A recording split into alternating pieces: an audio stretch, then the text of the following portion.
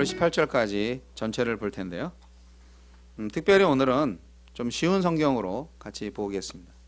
주님, 어찌하여 주님께서는 그리도 멀리 계십니까? 어찌하여 우리가 고난을 받을 때 숨어 계십니까? 악인이 으스대며 약한 자를 괴롭힙니다. 악인은 스스로 쳐놓은 올가미에 스스로 걸려들게 해 주십시오. 악한 자는 자기 야심을 자랑하고 탐욕을 부리는 자는 주님을 모독하고 멸시합니다. 악인은 그 얼굴도 뻔뻔스럽게 벌주는 이가 어디에 있느냐, 하나님이 어디에 있느냐 하고 말합니다. 그들의 생각이란 늘 이러합니다. 그런데도 악인이 하는 일은 언제나 잘되고 주님의 심판은 너무 멀어서 그들에게 보이지 않으니 악인은 오히려 그의 대적을 보고 코웃음만 칩니다. 그는 마음속으로 내가 망하는가 두고 봐라. 나에게는 언제라도 불행과 저주란 없다 하고 말합니다. 그들의 입은 기만과 폭언으로 가득 차 있고 그들의 혀 밑에는 욕설과 악담이 가득합니다. 그들은 으슥한 길목에 숨어 있다가 은밀한 곳에서 순진한 사람을 쳐 죽입니다. 그들의 두 눈은 언제나 가련한 사람을 노립니다.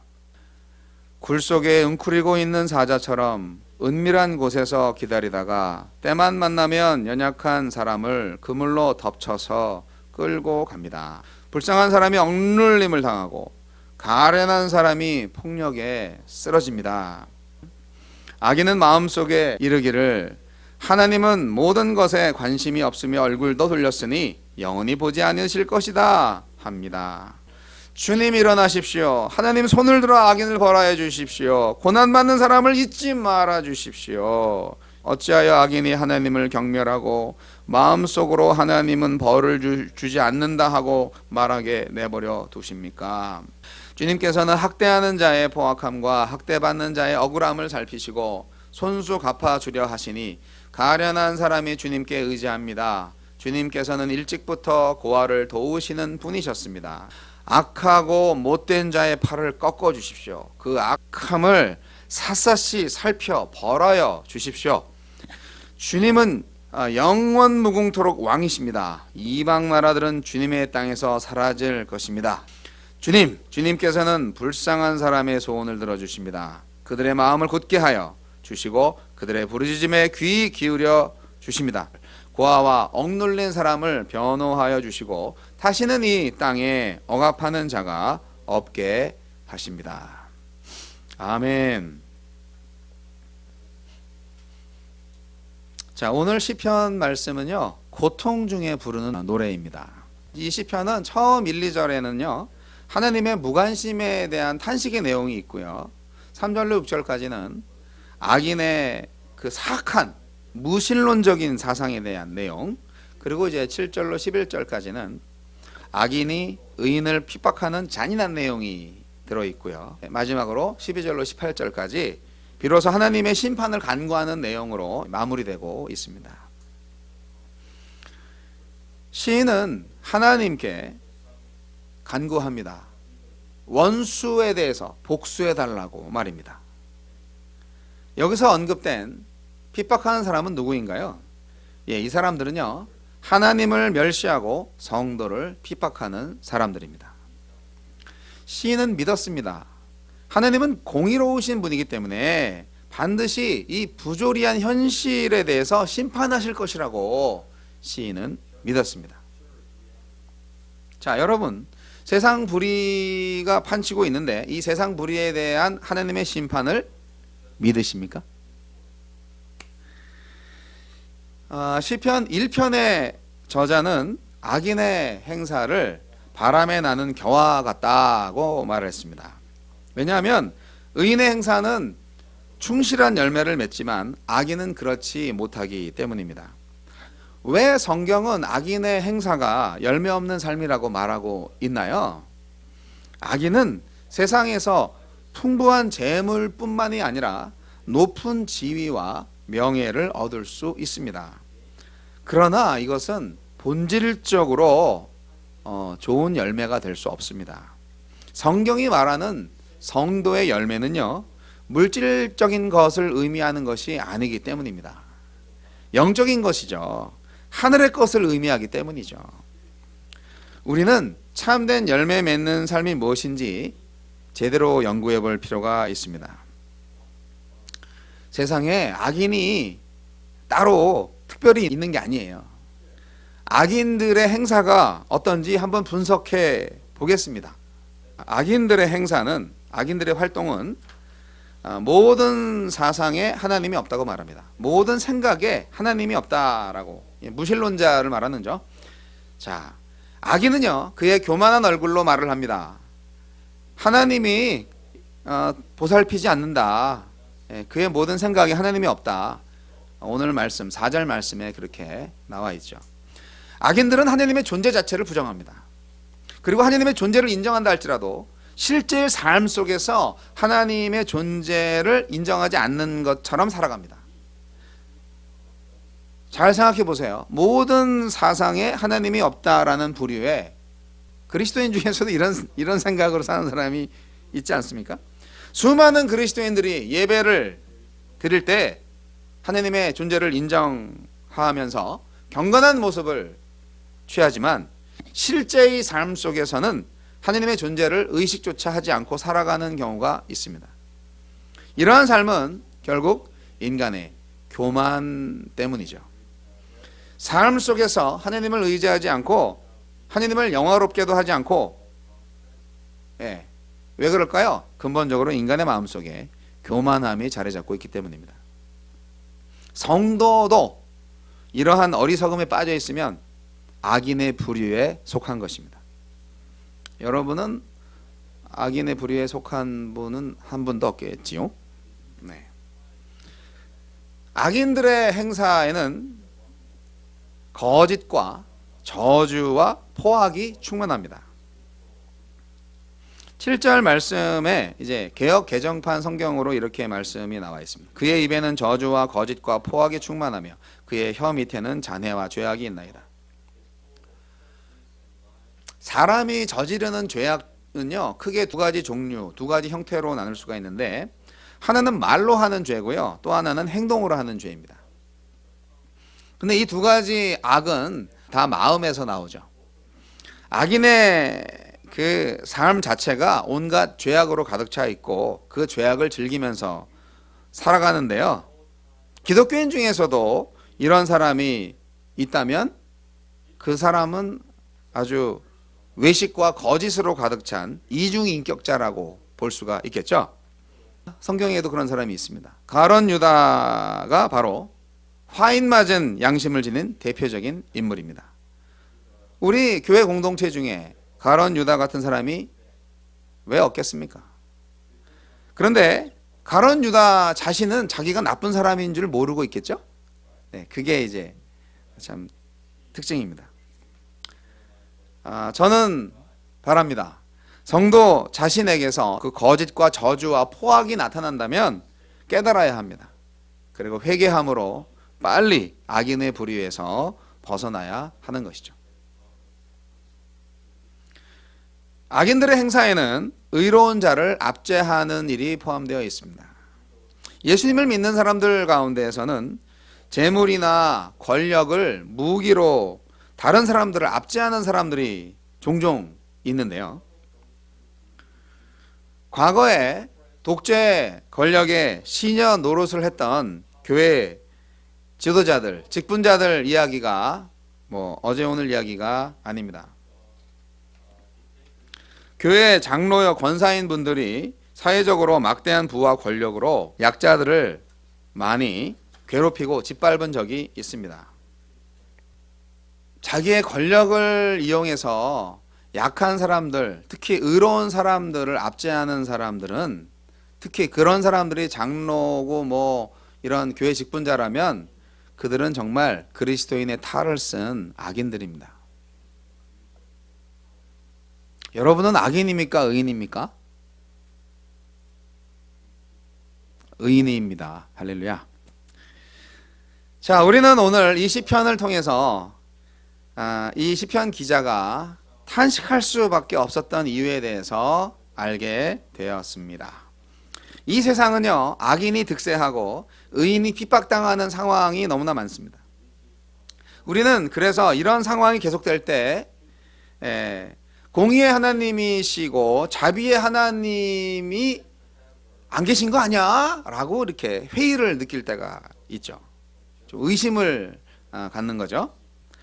악인들은 하나님을 인정하지 않는 아주 교만한 자들입니다. 그들은 불법으로 재물을 탈취하고 의인들을 무자비하게 핍박하고 억압했습니다.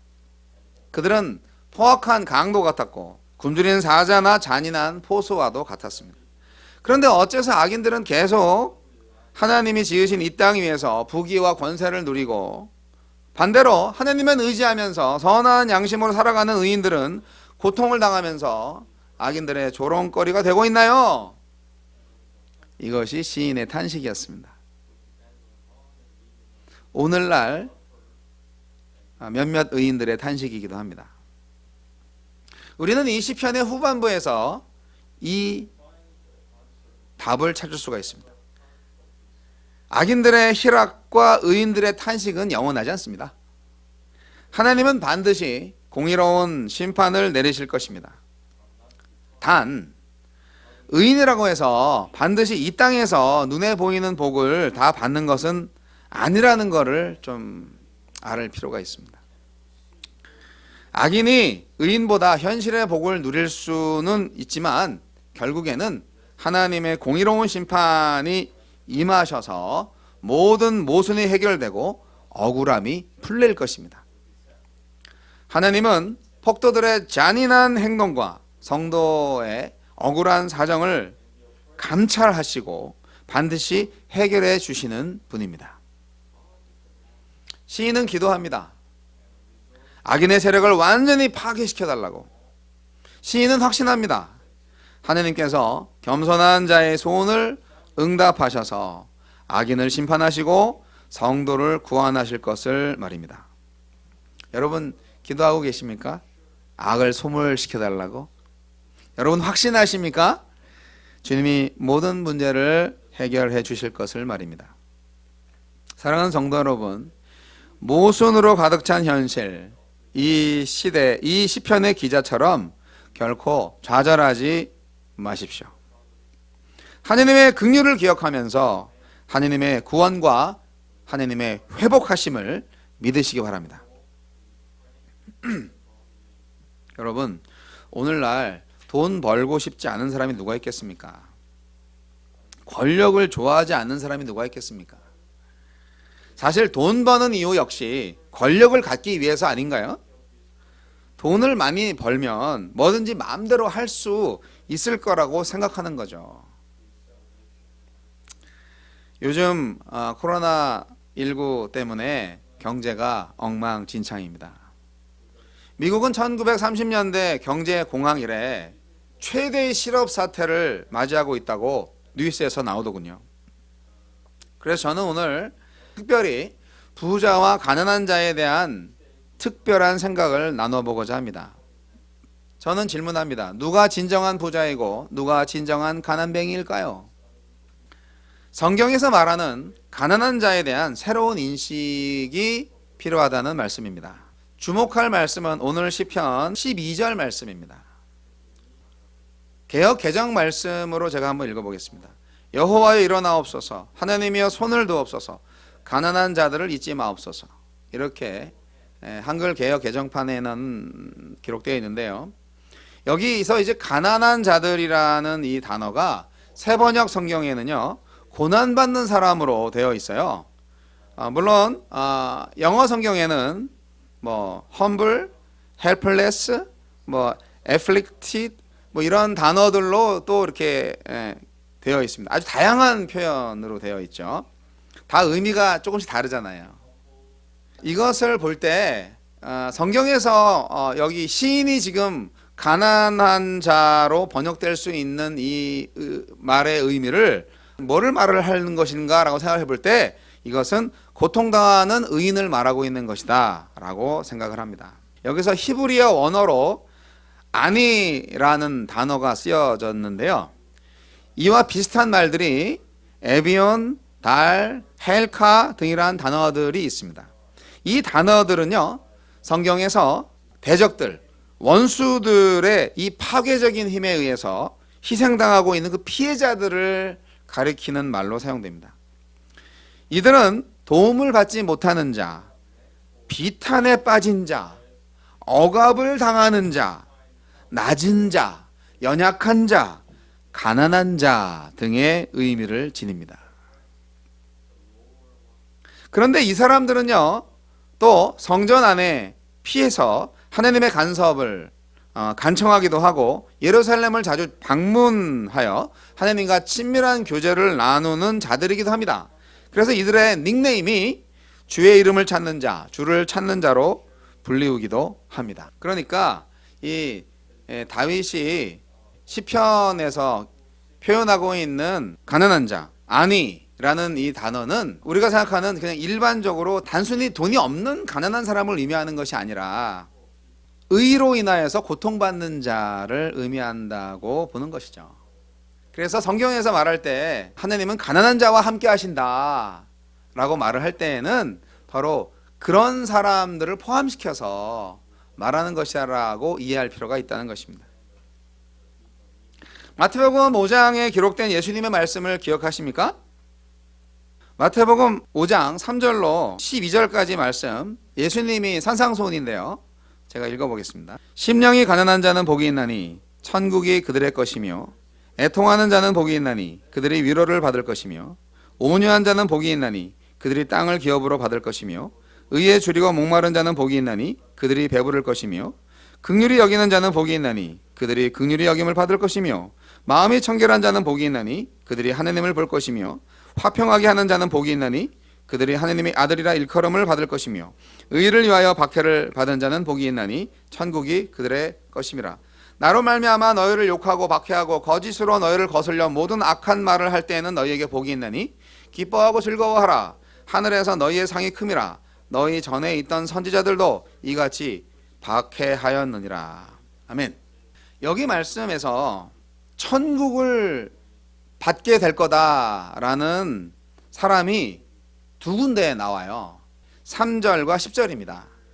그러니까 3절에서도 천국을 받는 사람이 있고 10절에서 천국을 받는 사람이 있는데, 3절에서는 가난한 자가 천국을 받는 거고요, 10절에서는 의를 위하여 박해를 받는 자가 천국을 받는 거예요. 가난한 자나 핍박받는 자가 비슷한 사람으로 되어 있는 것이죠. 천국을 받을 만한 사람이니까. 무조건 가난하다고 천국을 받겠어요? 그렇진 않을 거 아니에요. 그러니까 이런 맥락에서 볼 때 하나님 나라의 진정한 부자는 바로 여기서 말하는 가난한 자인 거예요. 이 가난한 자가 하나님 나라에서는 진짜 부자고 권세자인 거예요. 무슨 말인지 아시겠어요? 이런 의미에서 여러분 모두 가난한 자로 사시기를 바랍니다. 주님을 위해서 억울하게 사시기를 바랍니다. 하나님이 없다고 말하는 사람들한테 하나님이 살아계심을 알려주세요. 여러분의 물질적인 가난의 이유가 하나님의 의를 이루기 위해서였다고 당당하게 말할 수 있는 인생을 사시기 바랍니다. 게을러서 가난한 거 말고, 우리는 하나님의 의를 이루기 위해서 가난할 수밖에 없었습니다 라고 고백할 수 있다면 그게 진짜 천국에서 부자로 인정받을 수 있는 것이죠.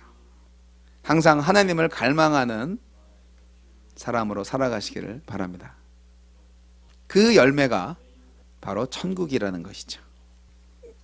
오늘 시편을 통하여서 우리가 고통받을 때 우리가 드려야 할 기도의 모범에 대해서 배웠습니다. 우리가 이렇게 기도할 때인 줄로 믿습니다. 기도하겠습니다. 사랑과 공의의 하나님, 이 땅의 백성들이 하나님의 살아계심을 알게 하여 주옵소서. 억울함을 풀어 주옵소서. 악인들을 속히 심판하여 주옵소서. 하나님이 없다고 하는 자들을 사라지게 해주세요. 주님, 이제 우리가 의로운 자로 살겠습니다. 정직과 공의를 행하겠습니다.